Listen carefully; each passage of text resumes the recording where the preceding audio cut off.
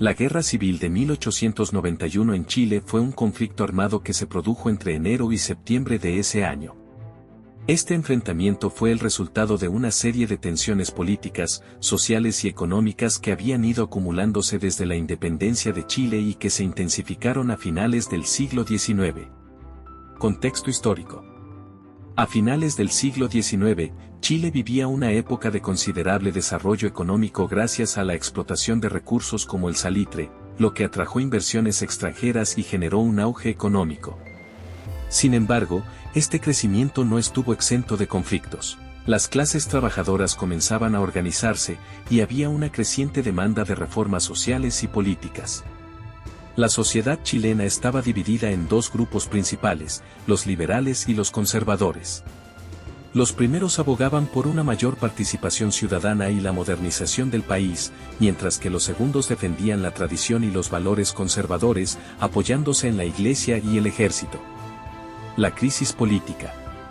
La presidencia de José Manuel Balmaceda, de 1886 hasta 1891, marcó un periodo de tensión. Balmaceda, un político liberal, intentó implementar reformas que promovieran el desarrollo económico y social, y trató de centralizar el poder en la figura presidencial, lo que generó descontento entre los conservadores y sectores moderados. El conflicto se intensificó cuando Balmaceda propuso la creación de un nuevo sistema de financiamiento para la educación y otras áreas del Estado, lo que fue visto como un intento de debilitar el control del Congreso sobre los recursos públicos. En 1890, el Congreso se opuso firmemente a las políticas de Balmaceda, lo que llevó a una crisis política. La situación se complicó aún más con la oposición de los sectores conservadores, quienes comenzaron a unirse en torno a la figura de Jorge Montt, un almirante que se convirtió en el líder de la oposición. Montt y sus seguidores sostenían que Balmaceda estaba llevando al país hacia una dictadura. El estallido del conflicto. El 7 de enero de 1891, la tensión alcanzó su punto crítico cuando Balmaceda decidió que el gobierno asumiría el control de la situación, lo que se interpretó como un desafío directo al poder del Congreso. En respuesta, el 23 de enero, Montt lideró una sublevación que se transformó rápidamente en un conflicto armado.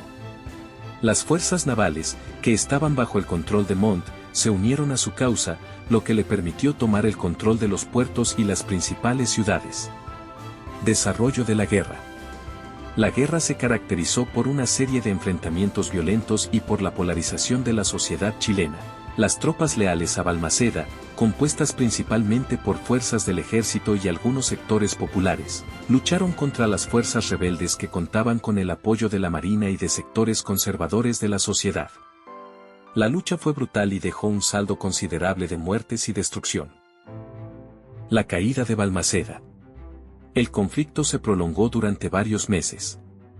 En agosto de 1891, las fuerzas de Montt finalmente lograron tomar Santiago, lo que marcó el principio del fin para Balmaceda. A medida que la situación se tornaba más crítica, intentó buscar apoyo internacional, pero no obtuvo la ayuda que necesitaba. Finalmente, el 28 de agosto, decidió renunciar a la presidencia. Con su salida, Montt asumió el poder y fue declarado presidente de la República. Posteriormente, el día 19 de septiembre, Balmaceda se quitó la vida con un disparo en la sien. Consecuencias de la guerra. La Guerra Civil de 1891 tuvo un impacto duradero en la política y la sociedad chilena. La victoria de los conservadores llevó a un periodo de estabilización, pero también a un endurecimiento de las posiciones políticas. Las reformas que Balmaceda había intentado implementar quedaron truncas, y se estableció un gobierno más conservador que buscó recuperar el control sobre la política nacional. Además, el conflicto exacerbó las divisiones sociales y políticas, y marcó el inicio de una era de inestabilidad que continuaría en las décadas siguientes. La polarización entre liberales y conservadores se profundizó, y aunque Chile avanzó en su desarrollo económico, las tensiones sociales y políticas persistieron, con la clase trabajadora cada vez más organizada y en busca de sus derechos. Gracias por ver el video. No te olvides de dar like y suscribirte al canal, nos ayudarías muchísimo.